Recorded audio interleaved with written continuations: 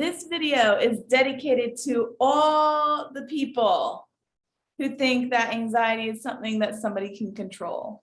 It's dedicated to all the people who say, just turn off the TV and you won't be anxious. What's up, everyone? Welcome to Exploring with Anxiety. I'm Jen, and it is a hot day here where I am, but it's fine. I'm in the shade, and I'm about to spread some facts. So I just wanted to share some things, especially with people who have anxiety disorders like I do. And I wanted to share with you how you can explain anxiety to someone who has no idea what they're talking about and doesn't have anxiety whatsoever. First of all, I just want to say there's a difference between feeling anxious every once in a while and having a full-blown anxiety disorder. And there's several kinds of anxiety disorders as well. It's not just one thing. There's generalized anxiety disorder, there's panic disorder, there's social anxiety disorder, agoraphobia, separation anxiety, other specific phobias. And it's just one of those things where you can't categorize it in one category and lump it all together. So for me, in my particular situation, I have generalized anxiety and also health anxiety, which means that pretty much anxiety can happen at any time without any warning and no triggers with general anxiety. And then health anxiety, the trigger there is anything related to medical or your body, anything that happens, any little thing, it can freak you out. If I get a headache, my mind will start going to like the furthest thing away from reality. But basically, if you come up across someone who's like, oh, anxiety can't be that bad, just stop watching the news or stop talking to those people or whatever. That's not how it works. Anxiety is not a choice. Anxiety is a chemical imbalance in a person's brain, and it's determined by a number of things. It can be hereditary. You can get anxiety from a family member who had anxiety, and that's definitely not something that someone can control. You can get it from environmental factors. Experiencing trauma might trigger an anxiety disorder, especially in someone who has inherited a higher risk of getting an anxiety disorder. And then there's a good old chemical balance, which is severe or long-lasting stress can change the chemical balance that controls your mood, and it can lead to anxiety disorders. So there's a bunch of different reasons why people have anxiety. And I love it when people who don't even know what it's like and who don't have it try to tell you what to do. You can't tell anyone with anxiety what to do, just like you can't tell anyone with an addiction what to do. Anxiety is not a choice. And I'm saying this all in the beginning of the video because I know a lot of people don't watch past the first few minutes. And I want to get that all out in the open because there's a lot of people who comment on stuff and on other people's videos that I see. And they're like, oh, just get over it, blah, blah. No, sir, no, ma'am. That's not how it works. So stop telling people that because you're wrong. Anxiety is not something somebody can control, especially when they're having anxiety attacks. You really can't control that. And the triggers for everyone are different.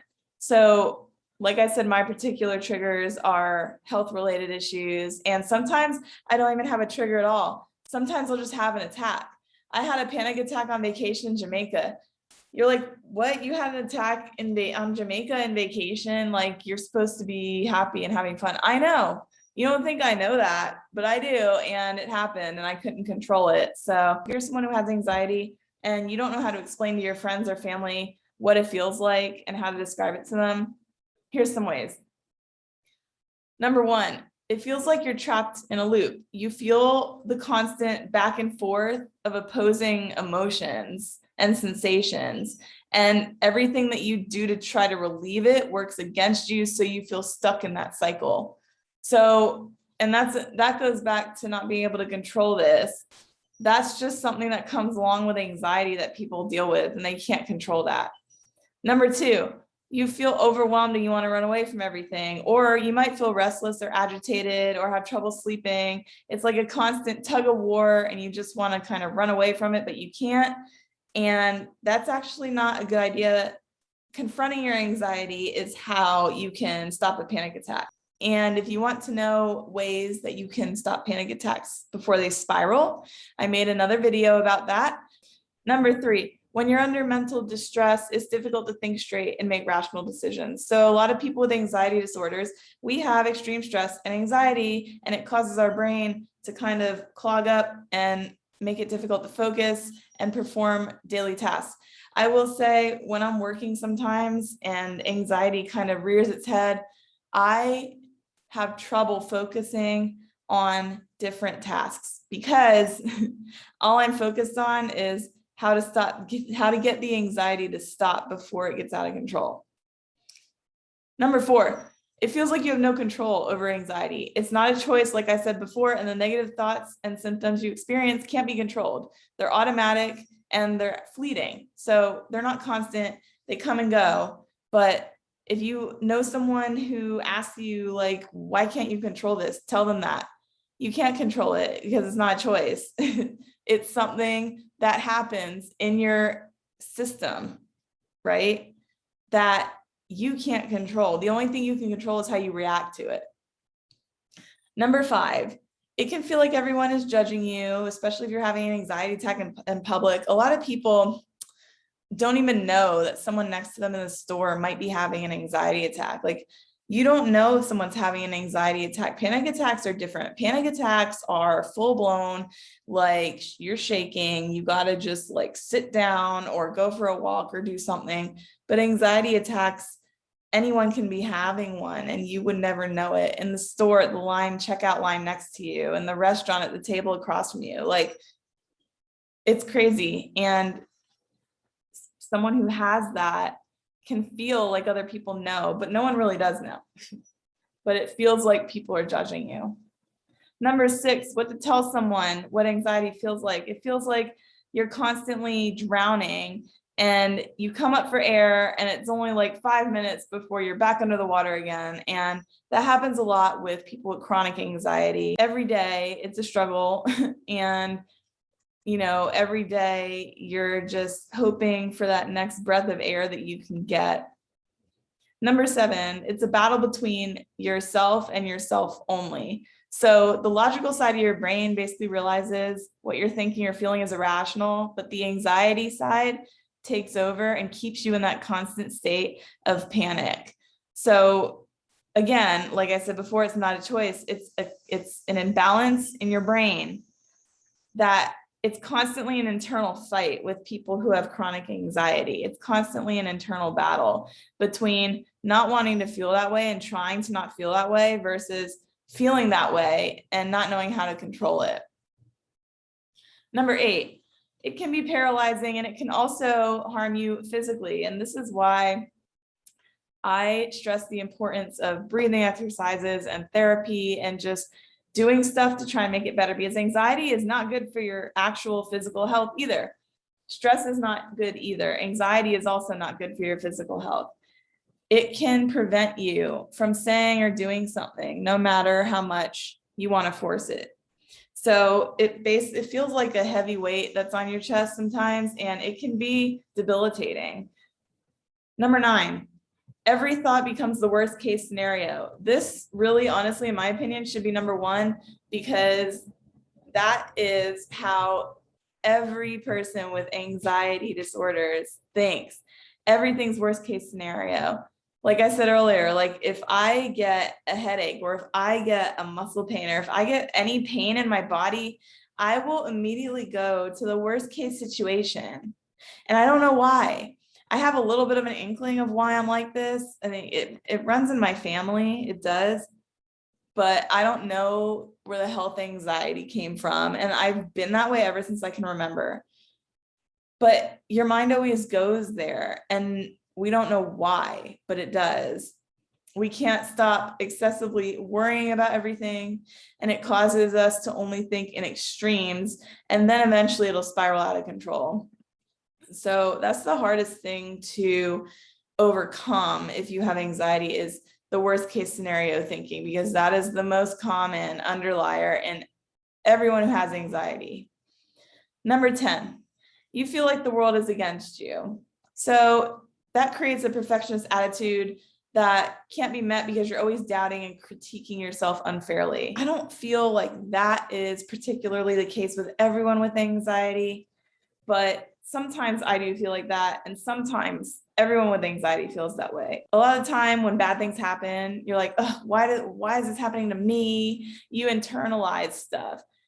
A lot of stuff happens to a lot of other people all the time. But when something happens to somebody with chronic anxiety, they internalize it and they say, why is this happening to me? It's not fair.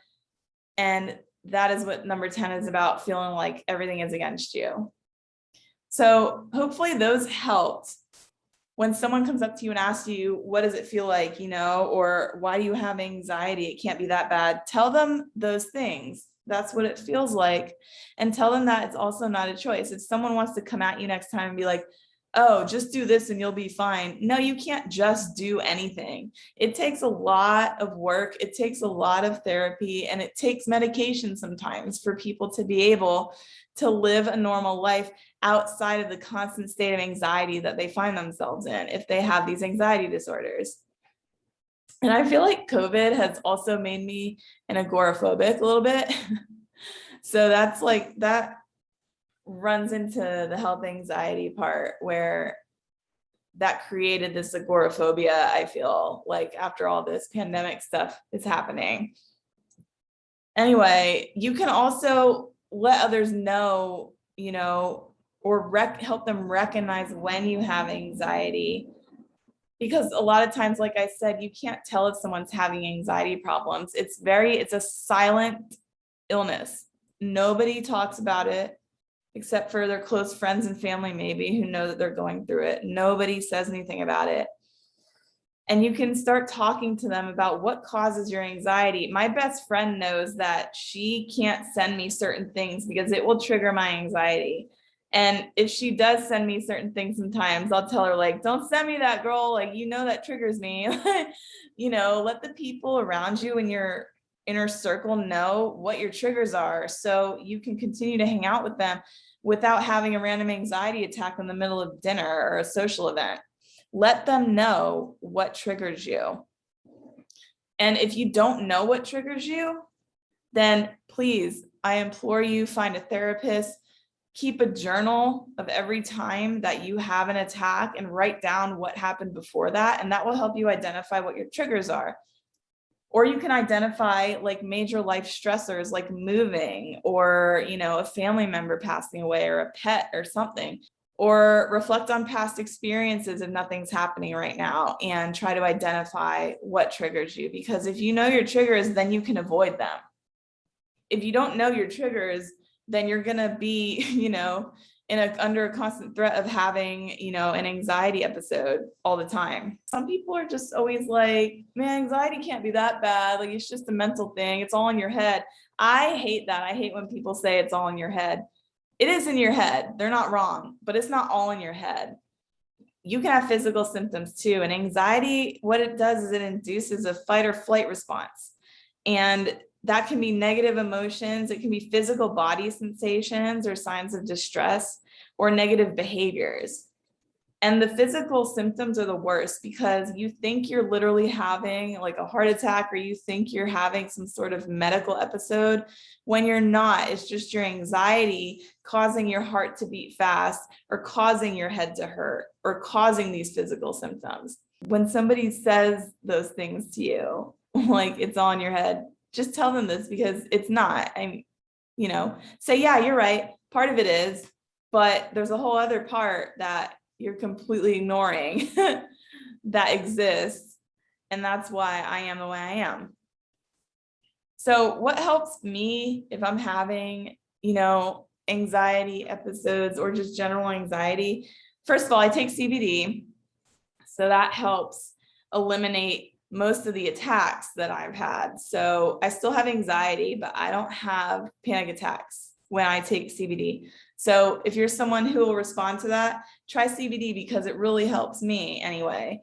And, research it before you use it. I'm not telling you to go out to the next vape shop and get a CBD jar, because most likely those are really bad quality. But research it and see if it works for you. You can also have like a routine or schedule of activities you do to maintain your mental health, or practice self-care, whether that's walking or doing cardio or taking a bath every night, or reading. Do something that helps distract you from the anxiety that you're experiencing, and it'll help. And people also need to understand that anxiety exists in a constant dormant state. Anxiety is always there with us. It's always underneath the surface, just waiting to come up and explode like a volcano. It never truly goes away. It's always there. And the only thing that people like me can do to alleviate that is to do some of the things that I mentioned in this video, and to try and get other people to understand where we're coming from and what's happening in our own body and mind, because it's really hard for people to get it when they don't have it. I just want to summarize this by saying that if you're trying to explain anxiety to someone who doesn't have it, focus on the cognitive model. And I'm going to put it on the screen for you guys. And what that is it is a cycle of emotional, physiological, and behavioral effects that lead to anxiety. It starts with distressing situations or a trigger. Then that causes a person to have negative thoughts, which causes negative emotions and physical distress, which leads to negative behaviors and ultimately the anxiety attack coming on. So if you want to explain it to someone in less than 10 seconds, use that cognitive model and tell them, this is what happens in the chemistry of my brain when I have anxiety episodes. When people ask what anxiety feels like, it's kind of like, you can't explain what anxiety feels like. You can only give them like certain clues as to what it feels like racing heart, sweating, muscle stiffness, headaches, extreme fatigue. You know, you feel good one day and you feel bad the next day. It's a whole bunch of stuff. And I'm like, today is not a good day for me. So I don't even know why I'm filming this video right now, but I am. I've had kind of low level anxiety all day today. Hopefully this video helps some of you guys who, might have family or friends who don't understand what you're going through. I hope that I gave you some helpful tips where you can explain to them what's happening. And for those of you out there who comment on people's videos about anxiety saying, just get over it, we can't get over it, and no one with chronic anxiety can just stop having anxiety. So you need to stop saying that altogether and maybe go educate yourself on what it is and why people have it, and maybe exhibit some empathy from time to time. If anyone watching this video right now is struggling with anxiety or depression, feel free to leave a comment below and let me know if any of this helped you, or let me know if any of this at least opened your eyes a little bit to, how you could explain this to someone who doesn't quite understand. But anyway, guys, I'm gonna go. Don't forget to like and subscribe, and I'll talk to y'all later.